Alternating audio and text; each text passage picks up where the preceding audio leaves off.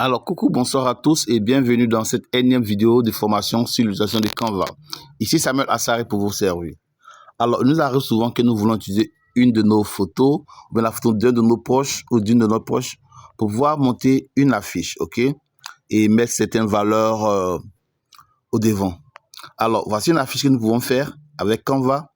Mais ici, l'idée, c'est de savoir où retrouver les différents éléments que nous pouvons prendre pour embellir nos différentes photos. Eh bien, rendez-vous sur Canva pour voir comment retrouver tous ces éléments et les monter en une seule affiche. Alors, nous voici sur Canva. Comme d'habitude, on va cliquer sur le plus. Cliquez sur dimension personnalisée 1080 x 1080 qu'on valide. On clique sur créer un nouveau design. On attend que la page ne charge et que nous commencions notre design.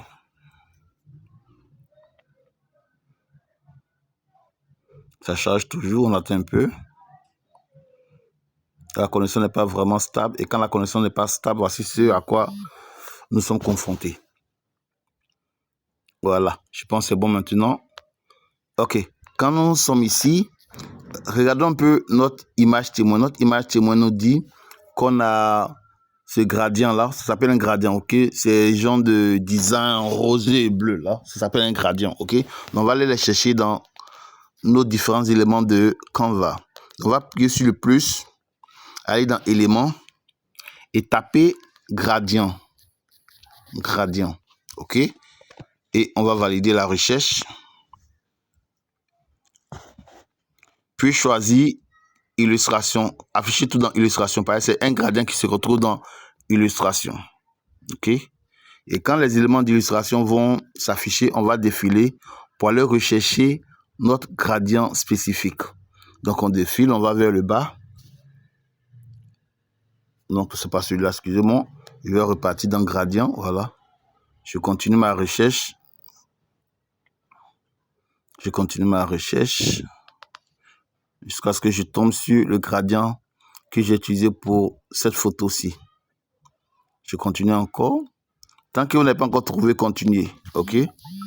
La persévérance fait partie de cette formation. Donc ne choisissez pas un autre gradient comme vous voulez, mais faites tout pour retrouver ce gradient-ci. On continue, on n'a pas encore trouvé. On continue un peu encore. Il ne doit pas être loin maintenant, je pense. Voilà. En fait, ce gradient que nous avons trouvé est un peu bizarre. Le voici. Ok. Le voici ici. Ok. Mais à vue d'œil, on ne va pas le reconnaître parce qu'il est retourné. Ok. Donc, on va appuyer sur ce gradient puis on va voir ce que ça donne. Donc, on appuie dessus. Le voici. Ok. Le voyez, le voici ici. Mais quand vous le voyez comme ça, vous n'allez pas vous rendre compte que c'est ce qu'on a utilisé pour monter l'image, cette image témoin. Ok. Vous n'allez pas vous rendre compte que c'est ce gradient-là qui est ici. Ok. Donc, on va aller travailler ce gradient pour faire ressortir ce beau design. Ce qu'on aura à faire, ce serait de cliquer sur cet élément-là. On clique dessus, on le maintient et on tourne. On fait un cercle avec nos doigts. Toujours le doigt maintenu sur le téléphone pour qu'on fasse un cercle, en fait un demi-cercle, ok, du bas vers le haut pour qu'il puisse retourner, ok.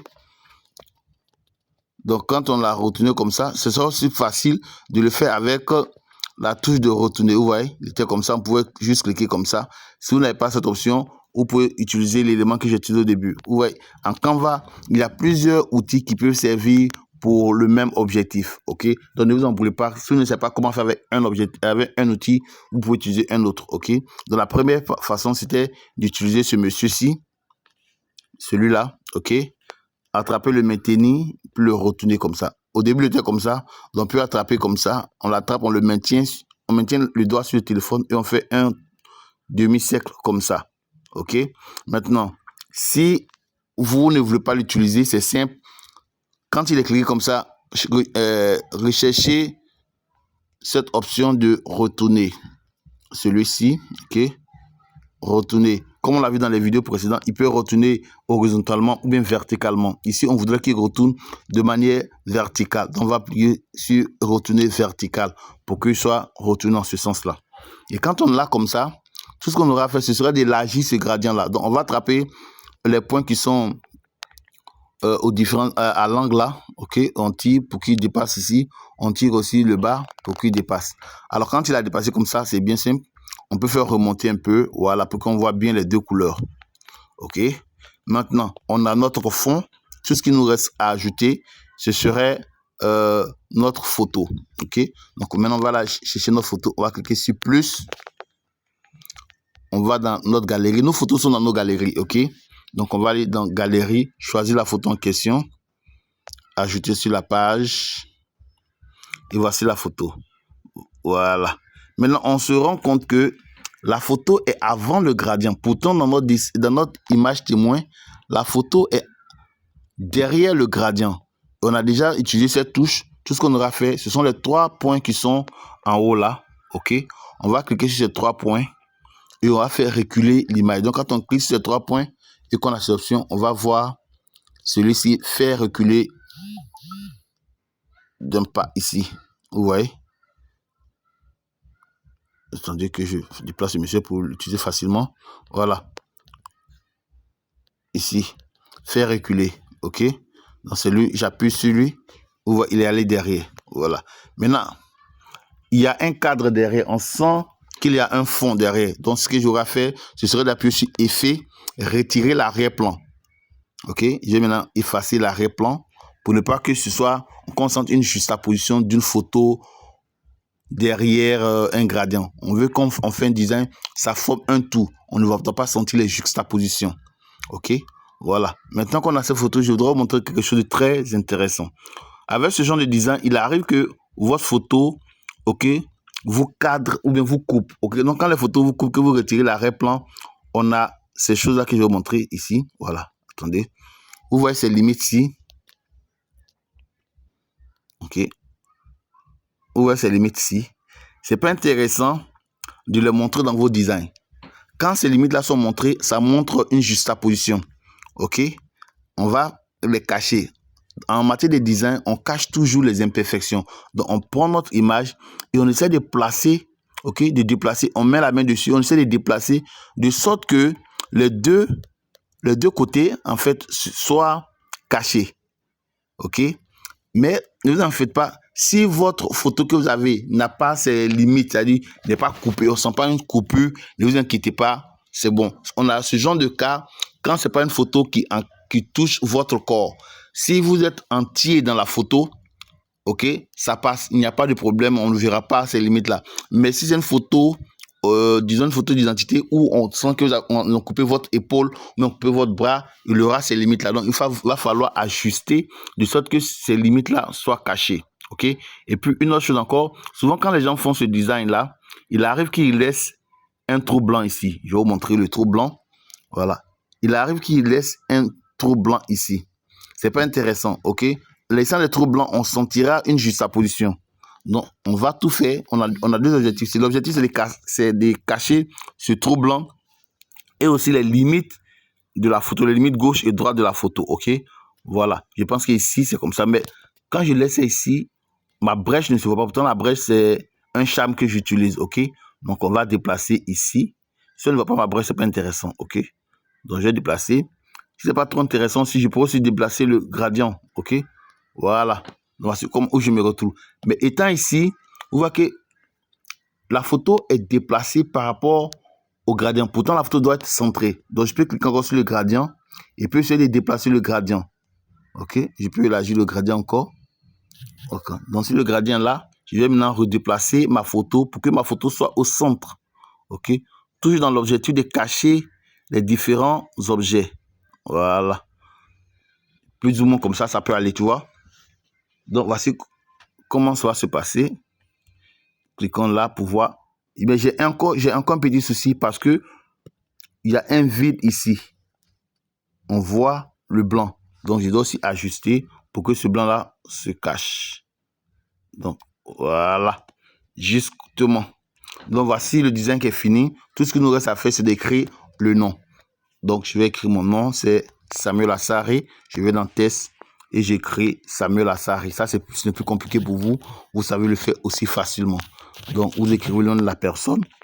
Vous connaissez déjà ma police, hein? Donc je clique dessus, je vais choisir police Anthem, ok? Je choisis Anthem pour ma police parce que ça fait bien ressortir les écritures. Et je déplace là. Voilà, je centre un peu. Maintenant, je vais aussi aller écrire mes fonctions. Ok, ça dépendra de ce que vous voulez écrire pour la personne. Mais moi, dans ce cas de cette image-là, ce sont les fonctions que je veux écrire. Donc, je vais écrire par exemple ici, coach-formateur, financier.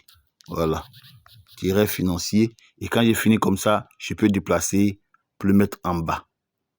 Voilà, je déplace. Aujourd'hui, je vais vous montrer encore notre critique intéressante, c'est Amsterdam. Donc, je vais cliquer sur les titres que j'ai écrit, coach, formateur, financier, ou financier RSR.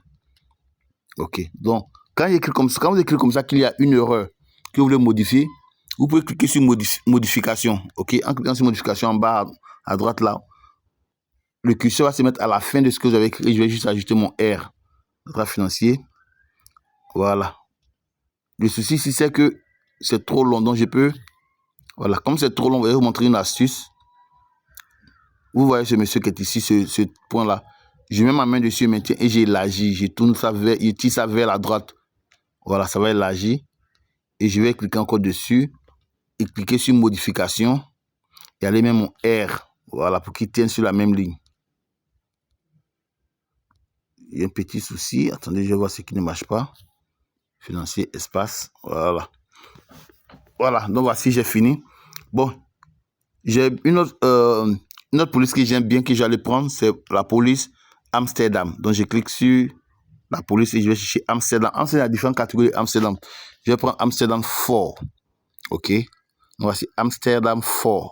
OK. Donc, quand vous allez cliquer Amsterdam, vous allez voir Amsterdam 1, Amsterdam 2, Amsterdam 3 et Amsterdam 4. OK. J'aime bien Amsterdam 4. Voici ce que Amsterdam 4 me donne.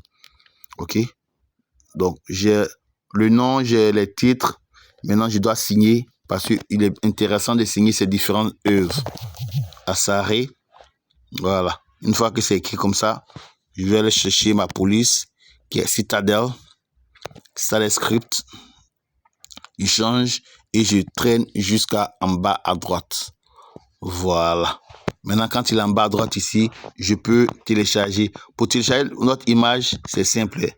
On va en haut ici. En haut là.